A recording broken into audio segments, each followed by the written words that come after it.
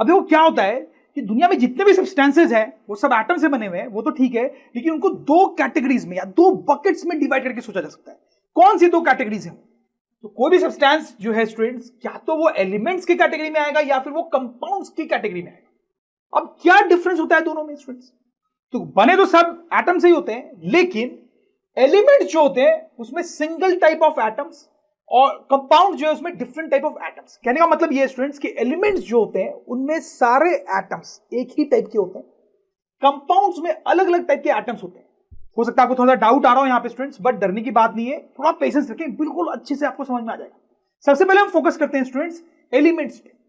तो कुछ एग्जांपल्स लेते हैं इसको समझने के लिए, एलिमेंट्स के एग्जांपल। तो आप देखो ये कुछ एग्जांपल्स हैं स्टूडेंट्स। तो इसमें आप देखें ये आयरन है स्टूडेंट्स, ये आयरन की नील्स हैं। यहां पे अल्युमिनियम का एग्जांपल लिया है स्टूडेंट्स, ये अल्युमिनियम फॉयल है जो किचन में यूज किया जाता है। This is copper students, copper के वायर्स होते हैं, इलेक्ट्रिसिटी में यूज होते हैं स्टूडेंट्स। ये एक दूसरा एलिमेंट है स्टूडेंट्स, इसके बारे में आपने कम सुना होगा, दिस इज सल्फर। ये एक और एलिमेंट है स्टूडेंट्स, जनरली ये लिक्विड फॉर्म में होता है, इसका नाम है ब्रोमीन। ये एक और एलिमेंट है स्टूडेंट्स, ये जनरली गैसियस फॉर्म में होता है, इसका नाम है क्लोरीन। अब देखो स्टूडेंट्स, अगर मैं ये बोल रहा हूं कि आयरन जो है वो एलिमेंट है, तो इसका मतलब ये होता है कि ये जो आयरन की नील है वो बहुत सारे छोटे छोटे एटम से बनी है, ये तो आपको पता ही है। लेकिन वो सारे एटम्स जो है वो एक दूसरे के आइडेंटिकल होंगे।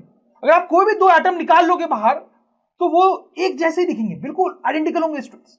हालांकि आप ऐसे एटम निकाल नहीं सकते, just a hypothetical thing, right. वैसे ही अगर आप अल्युमिनियम को देखोगे तो उसके अंदर ही बहुत सारे एटम्स हैं स्टूडेंट्स, और वो सारे एटम्स एक दूसरे के आइडेंटिकल होंगे, बिल्कुल सेम होंगे सब एक दूसरे के।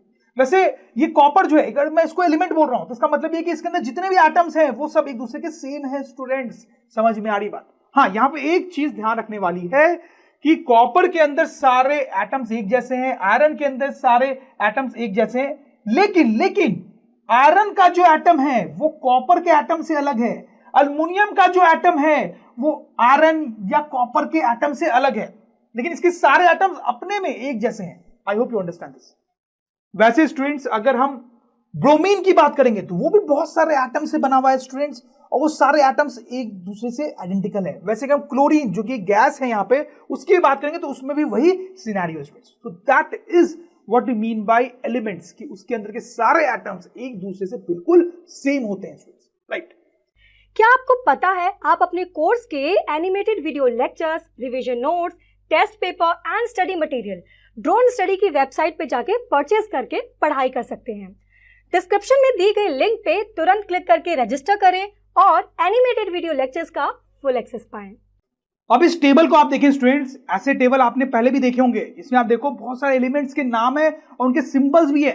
आपको ये सारे सिंबल्स याद होने चाहिए स्टूडेंट्स। केमिस्ट्री में थोड़ी दुख की बात ये होती है कि बहुत सारी चीजें हमें याद करनी पड़ती है, बट आई एम श्योर कि लोअर क्लासेस से आपको बहुत सारे सिंबल्स याद होंगे। नहीं याद है स्टूडेंट्स तो आप याद करें, उतना भी डिफिकल्ट नहीं है, राइट। जैसे आप देखो अल्युमिनियम की बात हमने की, अल्युमिनियम का सिंबल होता है स्टूडेंट्स की, आप देखो यहाँ पे Al, ठीक है।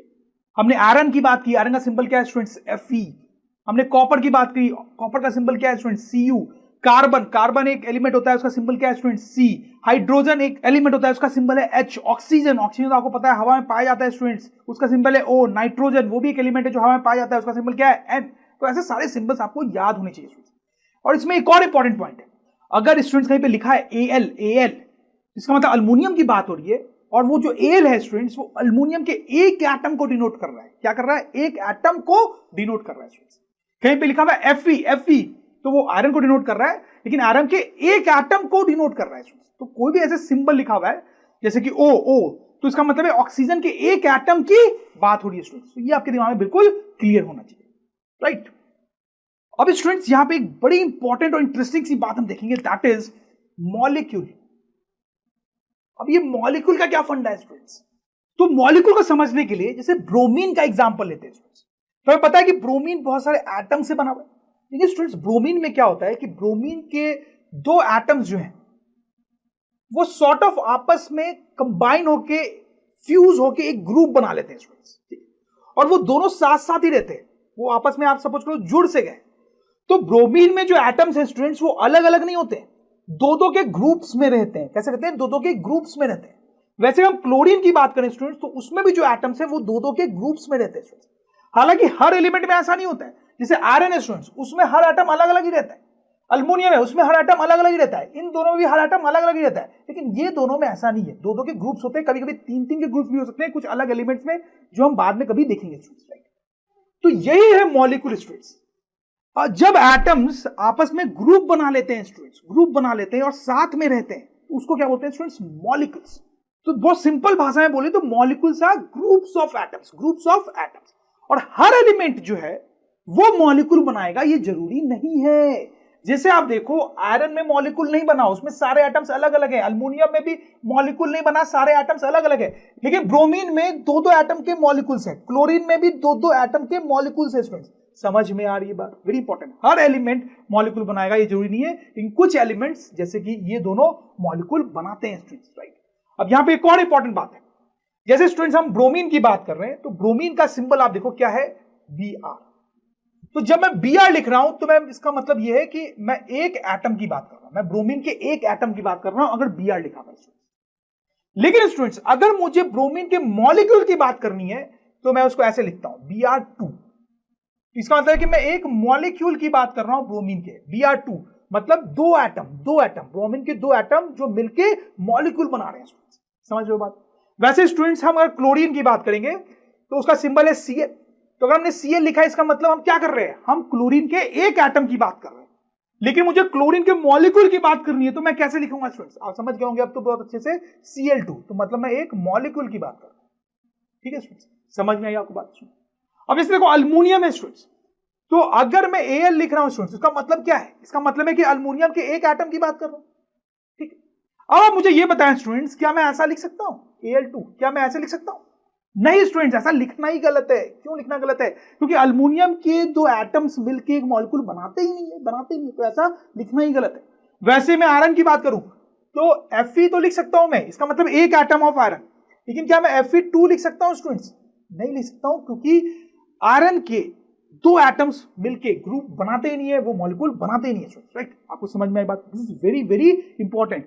Cl लिखा हुआ है तो एक एटम ऑफ क्लोरीन, Cl2 मतलब क्लोरीन के दो एटम मिलके फ्यूज होके एक मॉलिक्यूल बना रहे हैं, राइट। तो यहां पे ध्यान रखने वाली बात यह है कि कुछ एलिमेंट्स के एटम्स अलग रहते हैं और कुछ मॉलिक्यूल्स बना लेते हैं। जैसे मैं आपको और एग्जांपल्स देता हूं स्टूडेंट्स। ऑक्सीजन तो आपने सुना है स्टूडेंट्स, ऑक्सीजन O2 क्योंकि ऑक्सीजन के दो एटम्स मिलके एक मॉलिक्यूल बनाते हैं। N2 नाइट्रोजन के दो एटम्स मिलके मॉलिक्यूल बनाते हैं।